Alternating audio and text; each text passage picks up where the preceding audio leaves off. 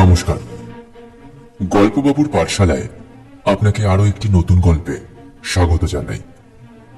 আজকের গল্প শরদিন্দু বন্দ্যোপাধ্যায়ের গল্প সংগ্রহ থেকে নেওয়া প্রেতপুরী। শরদিন্দু বন্দ্যোপাধ্যায় ছিলেন একজন ভারতীয় বাঙালি লেখক।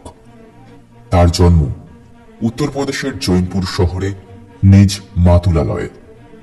আদিনিবাস পশ্চিমবঙ্গের রাজ্যস্থিত উত্তর কলকাতার বরানগর কুঠিঘাট অঞ্চলে। তার রচিত প্রথম সাহিত্য প্রকাশিত হয় তার 20 বছর বয়সে, যখন তিনি কলকাতায় বিদ্যাসাগর কলেজে আইন নিয়ে পড়াশোনা করছিলেন। পড়াশোনার সাথেই তিনি সাহিত্য চর্চাও করতে থাকেন। তার সৃষ্ট গোয়েন্দা চরিত্র ব্যোমকেশ বক্সী। ব্যোমকেশ বক্সী আত্মপ্রকাশ করে 1932 সালে। চলুন তাহলে আর সময় নষ্ট না করে শুরু করা যাক আজকের হাড়হিম করা ভূতের গল্প, শরদিন্দু বন্দ্যোপাধ্যায়ের প্রেতপুরী। গল্প পাঠে বাপি।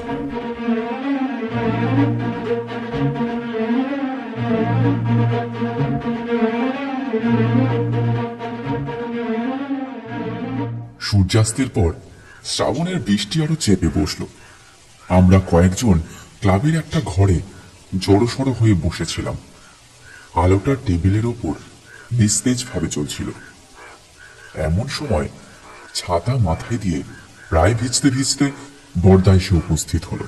আমাদের মধ্যে একজন তাকে সম্ভাষণ করে বলল, আইয়ে আইয়ে বরদা বাবু, আইয়ে। বরদা ছাতাটা মুড়িয়ে এক কোণে দাঁড় করিয়ে কোচা দিয়ে মাথা মুছতে মুছতে একটা চেয়ার অধিকার করে বসলো। একটি দীর্ঘ নিঃশ্বাস ছেড়ে বলল, এ ভরা বাদর মোহ শাওন শূন্য মন্দির মোর, গিন্নি বুঝে সুঝে আজই বাপের বাড়ি চলে গেলেন। অমূল্য এক কোণে গুড়ি সুড়ি পাকিয়ে বসেছিল। বলল, তাই বলে আমাদের জানাতে চলে এসেছ? বরদা ওদিকে কর্ণপাত না করে বলল, বাড়িটা বড্ড ফাঁকা ফাঁকা লাগছিল, তাই মিনিট 2 নীরব থেকে বুক পকেট থেকে একটা সিগারেটের বাক্স বের করে সিগারেট ধরিয়ে বলল, আজকে বৃষ্টি দেখে একটা পুরনো গল্প মনে পড়ছে। এই সামলে অমূল্য উঠে দাঁড়িয়ে বলল, একটু একটু নিশ্চিন্তে যে ক্লাবে বসবো তার জন্যই। আমি বাড়ি চললো। ঋষি, তোমার ছাতাটা যদি দাও। ঋষি ঘাড় নেড়ে বলল, আমাকেও তো বাড়ি যেতে হবে, বৃষ্টি আজ রাত্রে থামবে বলে মনে হচ্ছে না। অমূল্য ব্যাকুল চোখে ঘরের চারিদিকে একবার তাকিয়ে দেখল, কিন্তু ছাতার সত্ত্বাধিকারী কারোর মুখে করুণার কণা মাত্র না দেখে হতাশ ভাবে আবার চেয়ারে বসে পড়ল। পৃথ্বী জোরে হেসে উঠে বলল, অমূল্য অমূল্য বলছি, কপালে লিখিতং ঝাঁটা কোন শালা কিং করিষ্যন্তি। বরদার গল্পটা শুনেই যাও, বুঝলে ভাইয়া। অমূল্য জবাব দিল না। বরদা আরম্ভ করল, বেশ কয়েক বছর আগেকার কথা। সেবারও এমনি নিদারুণ বর্ষা, ভাসছে বিশাল বিল খাল। আমার মাস্তুতো ভাইয়ের বিয়েতে বরযাত্রী গিয়েছি।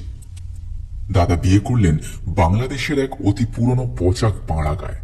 আমাদের কারোর মত ছিল না, কিন্তু প্রজাপতি শুনলেন না, অগত্যা সেখানেই যেতে হলো।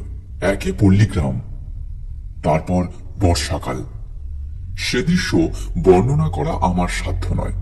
সুবিধের মধ্যে রেলের স্টেশন ক্রোশখানেকের মধ্যে ছিল। স্টেশনে নেমে সেখানে পায়ে হেঁটে কোণের বাড়ির দিকে যাত্রা করলাম, কারণ জানা গেল মধ্যে একটা পুল ভেঙে গরুর গাড়ি যাওয়ার পর্যন্ত উপায় নেই। পুরোহিত ন্যায়রত্ন মশাই সঙ্গে ছিলেন।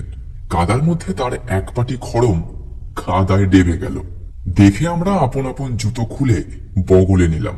তারপর অনেক বাধা বিঘ্ন ভাড়া কাটিয়ে যখন মেয়ের বাড়িতে উপস্থিত হলাম, তখন বর থেকে নাপিত পর্যন্ত কাউকেই চেনা গেল না।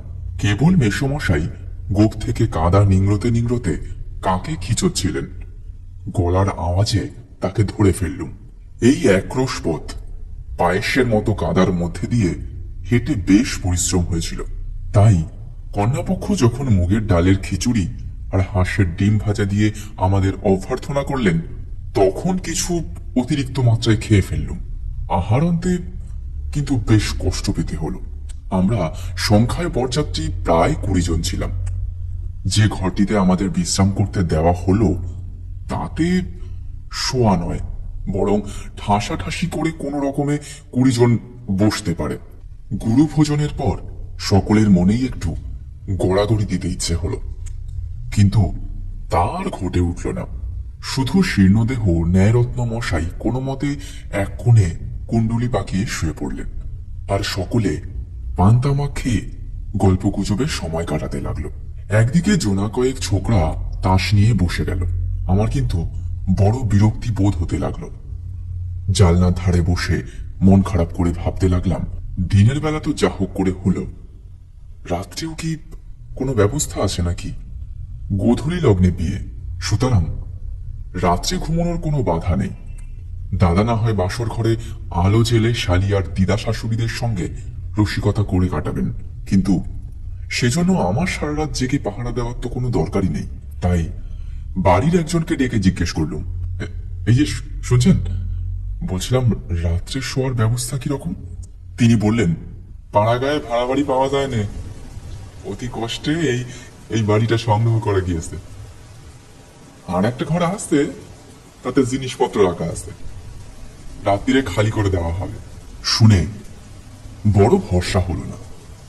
20 জনের শোয়ার জন্য মাত্র 2টি ঘর। অন্যমনস্ক ভাবে বাইরের অবিশ্রাম বাড়ি ধারার দিকে চেয়ে চেয়ে কিছু দূরে একটি ছোট পাকা বাড়ি চোখে পড়ল। বাড়িতে কেউ আছে বলে তো বোধ হয় না। দরজা জানালা সবই বন্ধ। আগে বোধ হয় বাড়িখানা হলদে রং ছিল, এখন সবুজ হয়ে দাঁড়িয়েছে। দেওয়ালের কোথাও কোথাও চুনবালি খসে গিয়ে ঘায়ের মতো দেখাচ্ছে। আমি জিজ্ঞেস করলুম, বলছি ওই বাড়িটি কার? ভদ্রলোকটি হেসে বললেন, আপাতত ভূতের। একটু বিস্মিত হয়ে তাকে প্রশ্ন করতে তিনি যা বললেন তার মর্ম এই, কিছুকাল পূর্বে ওই বাড়িটিতে এক ভদ্রলোক ছিলেন, অবশ্য তার নিজের তৈরি নয়, পৈতৃক সম্পত্তি। তিনি গ্রাম থেকে ক্রোশ 2 দূরে জমিদারের কাছারিতে 15 টাকা বেতনে গোমস্তা ছিলেন। সংসারে কেবল স্ত্রী আর এক মেয়ে ছিল। বাবুটি মদ খেতেন, অনেক সময় মাতাল হয়ে স্ত্রীকে মারধরও করতেন, কিন্তু কিন্তু মেয়েটি তার বড় আদরের ছিল। জীবনে একবার ছাড়া আর কখনো তার গায়ে হাত তোলেননি। জানেন, তার স্ত্রী খুব সতী ছিলেন, তাই বছর 3 আগে তিনি স্বর্গে চলে গেলেন। তার মৃত্যুতে স্বামীর প্রাণে দারুণ আঘাত লাগলো। সেই আঘাতে, এই আঘাত সত্যি নাকি ভণ্ডামি ও বলা যায় না, কিন্তু তার মাতলামি ভারী বেড়ে উঠল। একদিন তিনি জমিদারের নায়েবের সঙ্গে ঝগড়া করে গালে একটি চপাটাঘাত করে বাড়ি চলে এলেন। পরদিন সকালে তাকে আর খুঁজে পাওয়া গেল না। তার বদলে তার 6 বছরের মেয়ের মৃতদেহ পাওয়া গেল। পুলিশ তাকে কন্যাঘাতী বলে সন্দেহ করে, কিন্তু আজ পর্যন্ত তার কোনো সন্ধান পায়নি। মাঝে মাঝে অবশ্য কানাঘুষো শোনা যায় যে তিনি কাছে পিঠে কোথাও নাকি লুকিয়ে আছেন। গ্রামের কেউ তাকে অন্ধকারে রাত্রিরে মাঠে ঘুরে বেড়াতে দেখেছে, কিন্তু সেসব গুজব নিতান্তই বাজে কথা। বাড়িখানা সেই অবধি খালি পড়ে আছে, কেউ ব্যবহার করে না। গ্রামের 2-1 জন সাহসী লোক একবার রাত্রে ওই বাড়িতে শোয়ার চেষ্টা করেছিল, কিন্তু সেই রাত্রিরে ভয় পেয়ে পালিয়ে আসে। তারা বলে বাড়িতে নাকি ভূত আছে। গল্পটা শেষ শুনে বললুম, আমরা কয়েকজন যদি রাত্রে ওখানে শুই, কারোর কি আপত্তি হবে? ভদ্রলোকটি বললেন, না না মশাই, আমাদেরও সব সাহস হবে না। আমি বললুম, আমাদের যদি সাহস হয় তাহলে আপনাদের হতেই বা বাধা কি? আর সকলের দিকে ফিরে বললুম, ওহে, তোমরা কেউ ভূতের বাড়িতে শুতে রাজি আছো? সকলেই ব্যাপারটা কি জানতে চাইলে, কিন্তু সমস্ত শুনে আমার মতো 2-3 জন ছাড়া আর কেউ রাজি হলো না। যা হোক, সন্ধ্যের আগে বৃষ্টি একটু ধরেছে। আমরা বাড়িখানা দেখতে গেলুম। বাড়িতে তালা লাগানো ছিল। সেই ভদ্রলোকটি তার চাবি জোগাড় করে আনলেন। দরজা খুলে ঘরে ঢুকতেই ভিতরকার বদ্ধ অন্ধকার যেন বন্য জন্তুর মতো আমাদের ঘাড়ে লাফিয়ে পড়ল।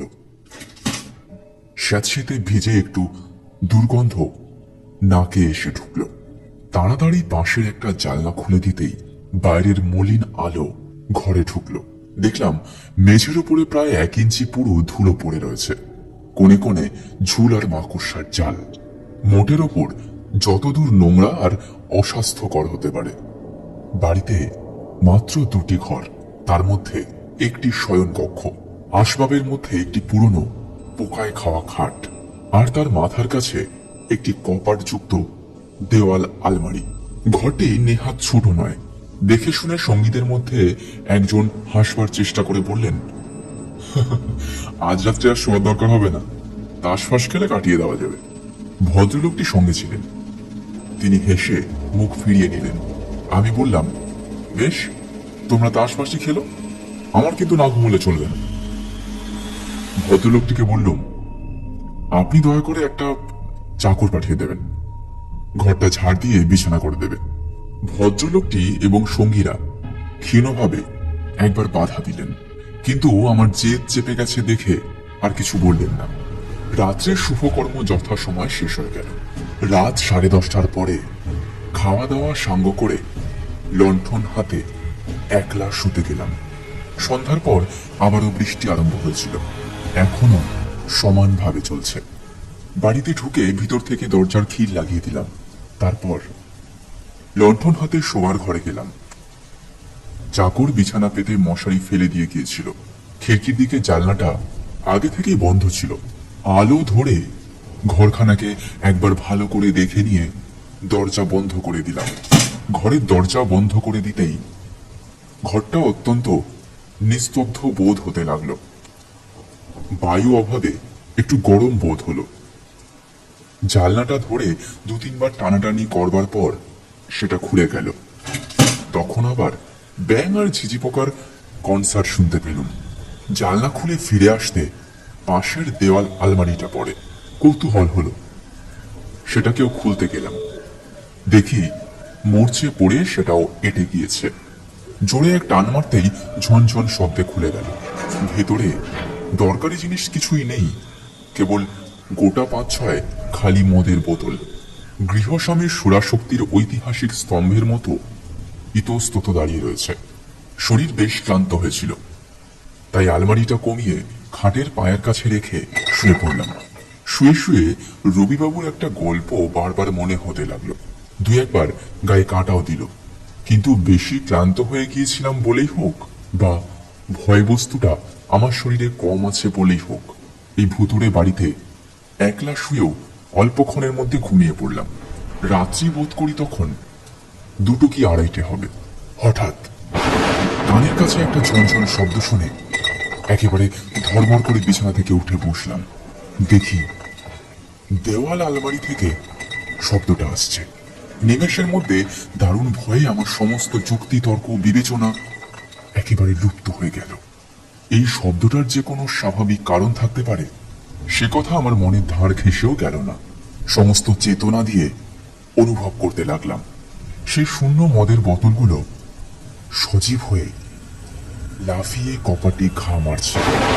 সেই শব্দ আর থামে না। নিশাচর প্রেমজনিত এই নিশীথ উল্লাস ঝনঝন শব্দে সমানভাবে আওয়াজ চলতেই লাগলো। আমি মশারির মধ্যে একটি বালিশ আঁকড়ে ধরে কাঠ হয়ে বসে রইলাম। আমার অবস্থাটা একবার ভেবে দেখো। বাইরে অজস্র বৃষ্টিপাত, ভিতরে অশরীরী নৃত্য। আমি আর বিছানার মধ্যে থাকতে পারলাম না। মশারি ছিঁড়ে বাইরে বেরিয়ে পড়লাম। আলোটা বাড়িয়ে দিতেই ঘরের নিরাভরণ শূন্যতা যেন আমার চারিদিকে দাঁত বার করে হেসে উঠল। অন্ধকার এর চেয়ে ভালো ছিল। মনে হতে লাগলো ওই বোতলগুলো এখনই নাচতে নাচতে আলমারি থেকে বেরিয়ে আসবে, এবং তারপর যে কাণ্ড শুরু হবে তা আমার বিধ্বস্ত মস্তিষ্ক দিয়ে কল্পনা করতে পারলাম না। আমি ছুটে জানলার কাছে গিয়ে সজোরে গড়াত চেপে ধরলাম। ঠিক সেই সময় আকাশের মাঝখানে বিদ্যুৎ চমকালো। বাইরের সমস্ত দৃশ্যটা এক মুহূর্তে চোখের উপরে মুদ্রিত হয়ে গেল। জানলা থেকে হাত 25 দূরে একটা প্রকাণ্ড গাছ ছিল। নিম কিংবা তেঁতুল ঠিক ধরা গেল না। সেই গাছের গোড়ায় একটি ভীষণ আকৃতির লোক উদাও দিয়ে প্রাণপণে কিছু যেন কোপাচ্ছে। সর্বাঙ্গ বেয়ে জল পড়ছে। পরনে কাপড় আছে কি উলঙ্গ সেটা ধরতে পারলাম না। কৌতূহলে ভয় অনেকটা চাপা পড়ে গেল। আমি আরেকবার বিদ্যুতের আশায় বাইরের অন্ধকারের দিকেই তাকিয়ে রইলাম। আবার বিদ্যুৎ। ক্লান্তি নেই, বিশ্রাম নেই, বৃষ্টির দিকে ভ্রুক্ষেপ নেই। লোকটা সমানভাবে গাছের গোড়ায় কোদাল চালাচ্ছেন, আর সেই কোদালের তালে তালে ঘরের মধ্যেই আলমারির ভিতর থেকে শব্দ আসছে, ঝনঝন ঝনঝন ঝনঝন। আমার ভয় অনেকটা কেটে গিয়েছিল। একবার ভাবলাম ডাকি, কিন্তু যদি চোর হয়, কিংবা কিংবা হয়তো পাগল। কোনো কিছু স্থির করার আগেই না বুঝে সুঝে লণ্ঠনটা জানলার সম্মুখে তুলে ধরলাম। বাইরের লোকটা সে আলোতে দেখা গেল না, কিন্তু হঠাৎ আলমারির ঝনঝনানি শব্দ বন্ধ হয়ে গেল। শব্দটা এতক্ষণে সয়ে গিয়েছিল। থামতেই বুকের ভেতরটা ধড়াস করে উঠল। আবার আবার থামে কেন? শব্দ থামতেই দেওয়াল আলমারির দিকে তাকিয়েছিলাম। সেদিক থেকে চোখ ফিরিয়ে জানলার দিকে চাইতেই ভয়ে আমার গায়ের রক্ত প্রায় জল হয়ে গেল। লণ্ঠনের ঘোলাটে আলোতে দেখলাম ঠিক জানলার ওপারে একটা মস্ত ঝাঁকড়া মাথা, আর তারই ভিতর থেকে দুটো বড় বড় লাল চোখ আমার মুখের ওপর স্থির হয়ে আছে। আমার হাঁটু দুটো এবং গলার আওয়াজ তখন একেবারে শাসনের বাইরে চলে গেল। চেঁচামেচি কিংবা পলায়ন দুই সমান অসম্ভব। তাই কাঠের মূর্তির মতো দাঁড়িয়ে কেবল ঠক ঠক করে কাঁপতে লাগলাম। হঠাৎ বাঘের থাবার মতো একজোড়া হাত বাইরের অন্ধকার থেকে উঠে এসে জানলার দুটো কড়াত ধরে টানতে লাগলো। জানলার ঘুণ ধরা পচা কাঠ ভেঙে গিয়ে গড়াত দুটো বার হয়ে গেল, আর প্রায় সঙ্গে সঙ্গেই কাঁদাত্ত গিরগিটির মতো সেই ফাঁক দিয়ে লোকটা ঘরের মধ্যে ঢুকে পড়ল। আমার দিকে কটমট করে তাকিয়ে বলল, কে তুমি? নিজের নামটা পর্যন্ত সাফ ভুলে গিয়েছিলাম, তাই উত্তর দেওয়াই হয়ে উঠল না। লোকটা নিষ্পলক দৃষ্টিতে আমার দিকে চেয়ে রইল। তারপর মাথার চুলগুলো সজারুর কাঁটার মতো খাড়া হয়ে উঠল। সে ভাঙা গলায় চিৎকার করে উঠল, এই তুমি পুলিশ? আমি প্রবল বেগে ঘাড় নেড়ে জানালুম যে আমি পুলিশ নই। আশ্চর্য, লোকটা তখনই বিশ্বাস করে মাটিতে বসে পড়ল। কোমরে একটা শতছিন্ন ন্যাকড়া জড়ানো ছিল মাত্র। একবার ঘরের চারদিকে তাকিয়ে বলল, জানো জানো 3 মাস মদ খাইনি, বুক ফেটে যাচ্ছে। আমারে আমারে একটু মদ দিতে পারো? হ্যাঁ, বেশি না 1 গ্লাস দাও না। এমন বুক ফাটা মিনতি আর কখনো শুনেছি বলে মনে হয় না। বোধ হলো মদের দুর্নিবার পিপাসায় লোকটাকে পাগল করে দিয়েছে। একটা সন্দেহ গোড়া থেকেই আমার মনে উকি মারছিল। আমি বললুম, মদ তো নেই, কিন্তু আপনি কি? লোকটা 2 হাঁটুর মধ্যে মাথা রেখে অনেকক্ষণ চুপ করে বসে রইল। শেষে মাথা তুলে বলল, হ্যাঁ, আমি লরির মালিক। নিজের মেয়েরে খুন করে পালায় যাই। গোমাস্তা কেটে করতাম। একদিন ঝগড়া করে চলে এলো। তখন স্ত্রী বেঁচে নেই, শুধু মেয়ে।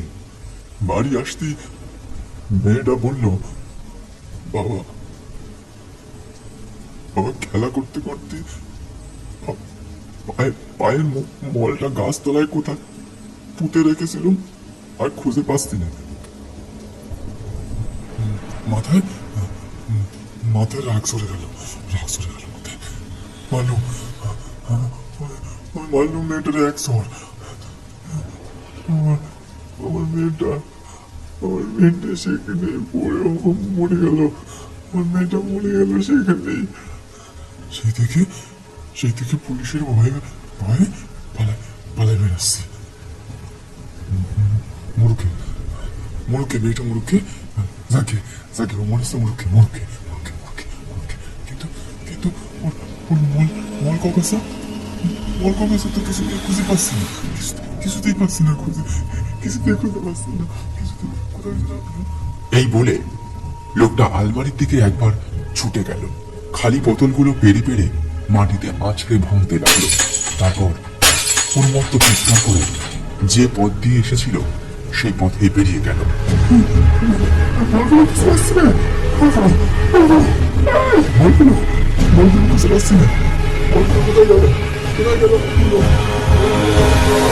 মিনিট দুই ঘর একেবারে নিস্তব্ধ।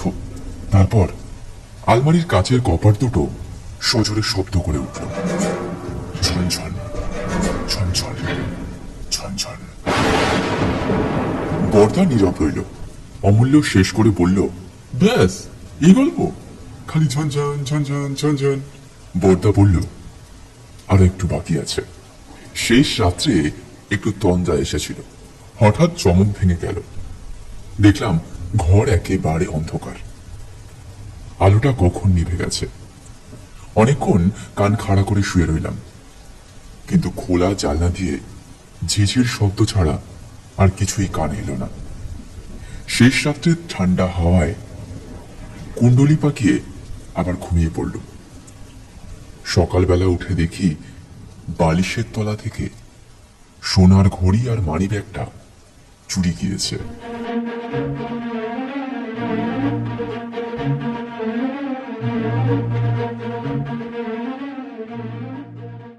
আপনাদের আজকের গল্পটি কেমন লাগলো? আপনাদের মতামতের অপেক্ষায় রইলাম। কমেন্টস বক্সটি খোলা রইল আপনাদের মতামত দেওয়ার জন্য। আজকের গল্প এই পর্যন্তই। আবারও আসবো খুব তাড়াতাড়ি নতুন কোনো গল্প নিয়ে। ততক্ষণ পর্যন্ত ভালো থাকবেন, সুস্থ থাকবেন, গল্প বাবুর পাঠশালার সাথেই থাকবেন।